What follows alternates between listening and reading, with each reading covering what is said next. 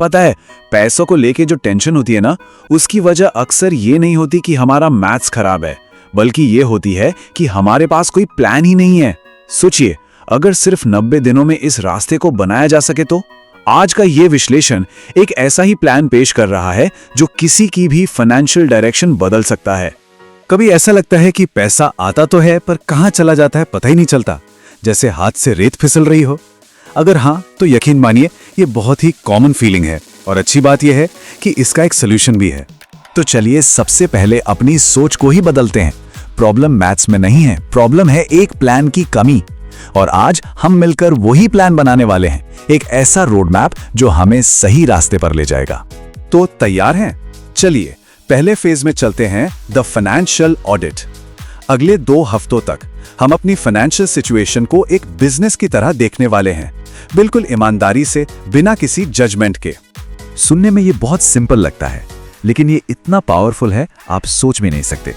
बस 3 स्टेप्स हैं। सबसे पहले पिछले 3 महीने के सारे बैंक और क्रेडिट कार्ड स्टेटमेंट्स निकाल लीजिए। फिर हर एक खर्च को कैटेगरी में डालिए, मतलब खाना, किराया, शॉपिंग वगैरह वगैरह। और आखिर में हर कैटेगरी का महीने का एवरेज खर्च निकालिए।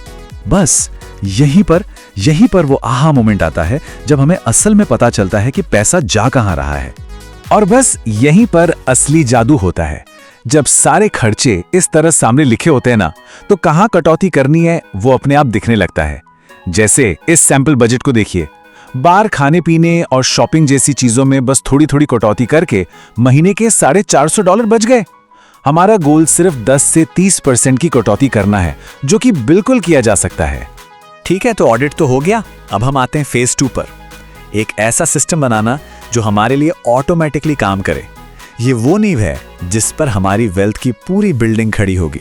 यहां पर एक बहुत ही पावरफुल कॉन्सेप्ट आता है, पे योरसेल्फ फर्स्ट। मतलब सबसे पहले खुद को पैसे दो।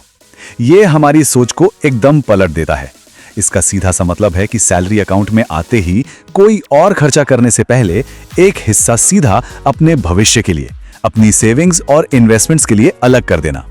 एक अच्छा स्टार्ट हो सकता है अपनी टेक होम सैलरी का कम से कम 10% ऑटोमेट करना। मतलब ये पैसा ऑटोमेटिकली एक हाई यील्ड सेविंग्स अकाउंट और एक इन्वेस्टमेंट अकाउंट में चला जाए।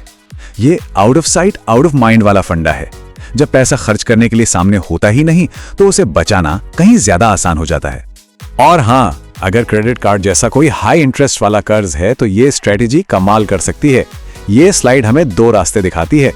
एक है सिर्फ मिनिमम पेमेंट करने का रास्ता, जो बहुत लंबा, धीमा और महंगा पड़ता है।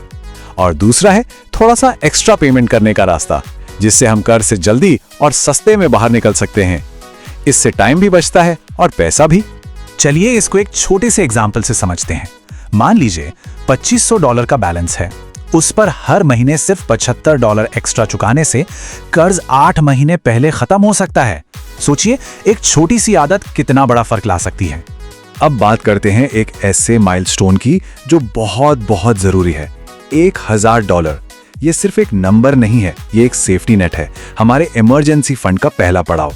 इससे अचीव करना एक बहुत बड़ी साइकोलॉजिकल जीत होती है। और ये आंकड़ा देखिए, ये सच में सोचने पे मजबूर कर देता है। 59% अमेरिकी $1000 का अचानक आया खर्च भी नहीं उठा सकते। इसीलिए एक छोटा सा इमरजेंसी फंड बनाना सिर्फ एक अच्छी बात नहीं है, बल्कि मन की शांति के लिए ये बेहद बेहद जरूरी है।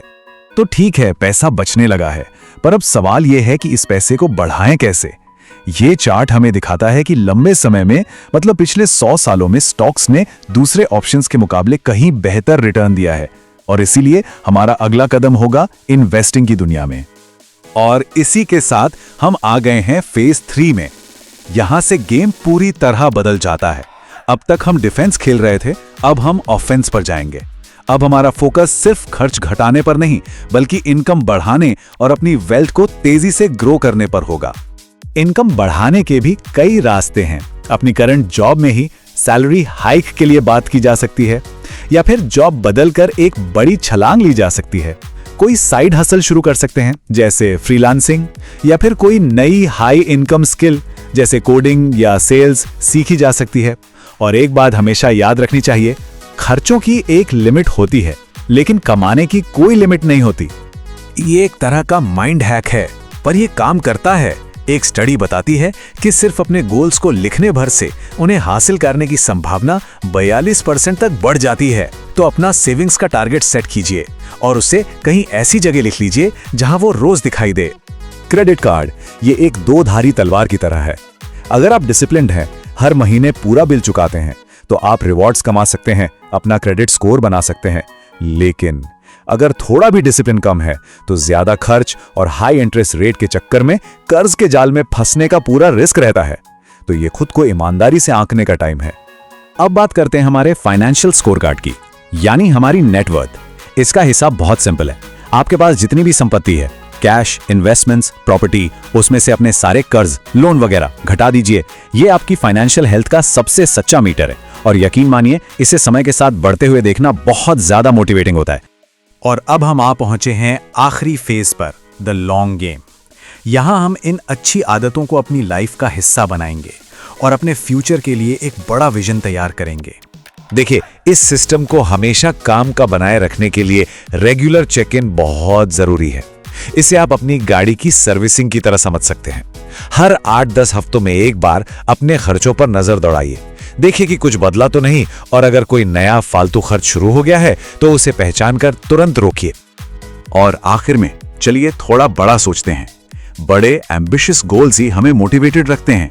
तो खुद से यह सवाल पूछना है, 1 साल में क्या अचीव करना है, 5 साल में कहां पहुंचना है, और 10 साल बाद अपनी लाइफ कैसी दिखती है। ये एक घर खरीदना हो सकता है, फाइनेंशियल फ्रीडम हो सकती है, या दुनिया घूमना, कुछ भी। ये 90 दिन का रीसेट सिर्फ एक शुरुआत है। ये वो मजबूत नींव है जिस पर आप कुछ भी बना सकते हैं। तो अब सवाल ये नहीं है कि 90 दिनों में क्या होगा। सवाल ये है कि इस नई शुरुआत के बाद आप अगला क्या बनाएंगे।